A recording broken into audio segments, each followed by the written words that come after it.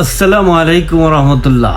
এই যে দেখুন, আমরা যারা হজে বা ওমরায় আসি তারা প্রায়ত দেখি যে বিশেষ করে হারামের মধ্যে যেই ধরনের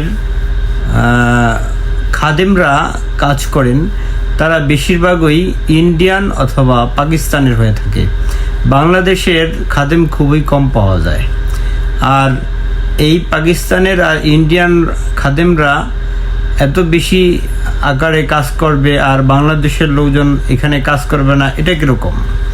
এরকম যাতে না হয়, বাংলাদেশের লোকজনও যাতে বেশি থেকে বেশি আসতে পারে, আসার সুযোগ পায়, যাতে আমরা বাংলাদেশের হাজিরা ওনাদের সাথে কথাবার্তা বলে বা ওনাদের সার্ভিস পেয়ে নিজের দেশের মানুষ হিসেবে বেশি উপকৃত হতে পারি।